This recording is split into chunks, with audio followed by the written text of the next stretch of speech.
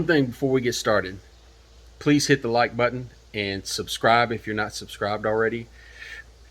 I don't have groundbreaking content or anything like that, stuff you haven't heard before, but I like to share all my numbers and all my information with you so that you can, make good decisions about what you want to do and if you want to be an owner operator or get your own authority.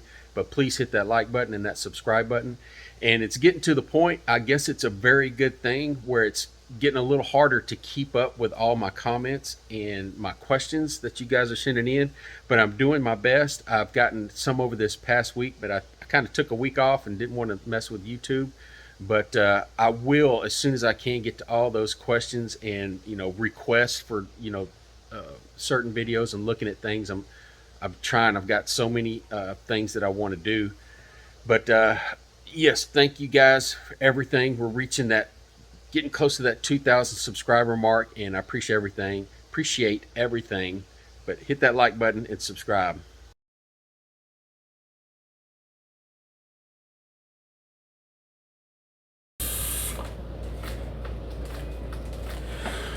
Okay, don't panic. Do a little bit of math. I've seen over the past 2 weeks several YouTubers just complaining they, one's, talking about getting out of the business and he just can't pay for this fuel, and everybody's saying how rates are going down and fuel's going up and everything's just the end of the world. And I'm in my truck and I'm sitting here at the house and I'm thinking that I don't get it. Right now things are, fuel can go way up. And I made this statement a couple weeks ago on a video that I really don't care what the fuel rates are because I'm just going to in turn pass that cost along. I'm going to ask for more on the rate. Whether I get it or not, it doesn't really matter in the end, and I'm going to show you why. I mean, you have to get all you can for these rates. It helps all of us, but is it really that big of a deal? Let me show you why it isn't. So I base this on 2,000 miles at 8 miles to the gallon. Just use that as an average. Lots of weeks I don't even get close to 2,000 miles, but I'm usually average somewhere around 8 miles per gallon. You guys with the pre-def trucks, I've got a hair, but it's not going to look this pretty for you, but you take the good with the bad. So 6 months ago, I went back on my app and saw what I paid for fuel. In Shreveport, Louisiana, at the Petro, I paid $2.83 a gallon with my discount. I know you see lots of people go on here and say, oh, I got $1 discount at this place, or something like that. When I tell you my discount, that's what my fuel card discount is. That's not counting the minus the tax price, which is a lot of people are including on there, which everybody gets, so that's not really a discount. But anyway, that is just for my discount. That's not including the tax discount I get, which is about 21 cents, I think. So 6 months ago, the past year and a half, fuel prices have been going up and up and up. But 6 months ago, I paid $2.83 a gallon. And based on these figures, I need about 250 gallons a week. So I was paying about $700 for fuel in a week for 2,000 miles. And since then, fuel prices still been going up. But then we had the war breakout in Ukraine, and fuel prices spiked there. About last week, they really spiked, and since then they've been slowly dribbling back down. But right now, I can go to that Petro in Shreveport and pay $3.82 per gallon with my discount, and 250 gallons will cost me $955 if I did all my math right. Hopefully, I did. So it's a difference of about $250. Which really isn't a big number when you think about it. You think, wow, it's $1 more I'm having to pay. Fuel prices jumped up that much, and on the surface, if you're looking at the price on the pump, which I believe at this Petro right now, if you looked at the price out there on the sign, I believe it's like or last time I passed through there, it was around $5. I don't know if my discount is really that great, or something's broken, but anyway, it looks really, really bad. But I'm here to tell you, don't panic. It's not that bad. So the difference 6 months ago and now, I'm paying $250 more a week on a 2,000-mile week. Now, like I said, there's those guys on here saying, I'm selling my truck, I'm getting out of the business, I can't afford this fuel prices are killing me. And I'm here to tell you, they're not that bad. So what I say is raise your rate a little bit. My profit margin is still good, even if I didn't raise my rate. Now, 6 months ago or a little bit more, I was saying $2 a mile is my bottom line. Rock bottom rate I'm going to go for. I'm not going to go under that, and I won't even do that if I don't have to. I'm going to get all I can. But for power only, for these empty trailers going kind of where I want to go in the lanes that I like to run, I'm not getting those gigantic rates like out in the Northeast or anything. So I was saying my rock bottom is $2 a mile, and that's only to get me to a place where I can get another load. So how much do I need to change my rock bottom price for to make up for this, dollar extra in fuel per gallon, and make up for this $250 a week? Not very much, as it turns out. I'd have to raise my rate 12.5 cents. So when I call that carrier or that shipper or whatever, instead of, I'm just using this as a rock bottom price, but instead of saying $3, I'll say $3.20, just to make up for that extra little bit in fuel. So to me, in my mind, this is not the end of it. I mean, yeah, if rates start going plummeting and going way down, which I don't see that happen, we're coming out of the slow season.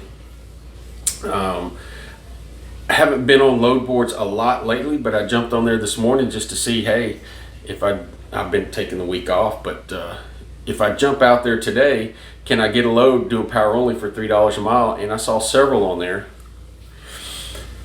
But I don't look at the national averages or anything like that.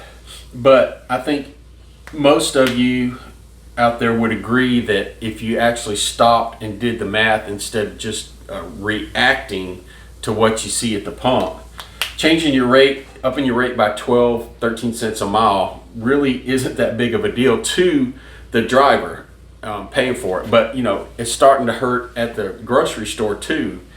For everybody else or any product we deliver, though, if I charge more, they're going to charge more for it at the store. But anyway, don't panic.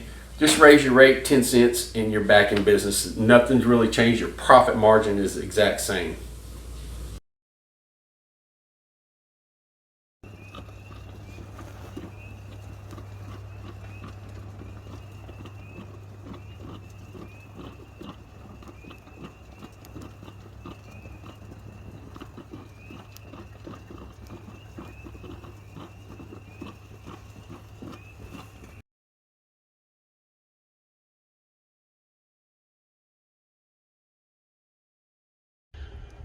All right, enjoying the sunshine, beautiful springtime weather. Just got through feeding the birds. I put a lot of feed out over there, and let's see, over there on the ground I have another bird feeder somewhere over here. But anyway, trying to keep the squirrels off of it. They chew the things up, and the blue jays they're extremely aggressive. They think they own everything around here. But yeah, just relaxing. I've been off for about a week now doing almost nothing, but I want to walk out in the backyard and sit down, drink a glass of tea or a beer or something and relax. But then you see all the projects that you have to start doing, and it's hard to relax. But first thing is, are any of you going to the truck show in Kentucky? Let me know. I might be going, but yeah, just let me know. So if you are going, we hook up somewhere over there. But I've been truck shopping this past week. So even though I've been off, haven't been off, because if any of you guys have tried to get financing for a $100,000 truck, you know it's a pain in the butt, and it just it's so frustrating. The first question that all of these banks ask you is, how much are you putting down? How much are you putting down? Well, it makes no difference how much I'm putting down. If I'm buying a truck and it's worth what I'm paying for it, why do you need me to put money down? The first company, I don't know who these buttholes were, but they were like, oh yeah, we'll get you right into a truck, 40% down. I was like, wait a minute. I'm not giving you $40,000 for a truck that's worth more than what I was going to buy it for. But you know, that's banking, and that's this used car dealer mentality, and the trucking market right now, because you know the trucking market is hot. You know, trucks are going quick. People for the past couple of years have been getting these government loans, this free money, and you know, burned a hole in their pocket, and they've gone out and paid cash for trucks and trailers, and just the market's gone way up and supply's low. And so yeah, so I applied to one of these places where they put my information out there, and starting to get lots of responses back. And one place wants 1099s, one place wants my bank account information, one, you know, all different kinds of things that you have to round up. And depending on how your business is structured, you may not even have 1099s. So hopefully, you know, we can get that all done. I can find the right truck. Been looking all over. I've been looking for a specific thing, just like, you know, how I run my business. I have a specific type of truck that I want. And I saw a couple of trucks at one dealer. I called him up, and the first thing he tried to do was talk me into getting an international. I was like, man, I'm not interested in an international. I'm interested in this other truck. I said, you have it on your website? And he went into how his website, it's hard to keep it updated. And I said, well, do you have these trucks available? And he kept going into the internationals. Oh yeah, they got a bad rap, but they've got the same engine. I was like, man, I don't know who you've been talking to, but I asked you a specific question, and you're beating around the bush. So you just probably lost a sale. But yeah, it's the used car mentality. You know, the first thing they're going to ask you is how much you have to put down. And the first bank, like I said, they called and said, oh yeah, we can get you into a truck, 40% down. I was like, no, it ain't happening. It makes no sense to me that if you go and find a truck and it has a blue book value of over what you're going to pay for it, why do they need this gigantic down payment? That down payment is usually to reduce their risk. But I've got another bank that's already offered me some financing with much better rate, and a much lower down payment. So now it's just trying to get other banks to see who could give me the best deal, and then finding that perfect truck. I thought a long time about pre-def truck. I made a video a few months back. Lots of people were saying they would take the pre-def truck over the new truck because they don't want to deal with those warning lights and the def issues. And I understand that, but the difference in fuel, you can buy 2 new def systems every year just in the difference in the cost of fuel. And especially today with how fuel prices are just ginormous. But I have my that perfect truck in mind that I want, and I'm either going to get it or I'm not. I'm not going to settle for anything else. But you can see it's a beautiful day out here.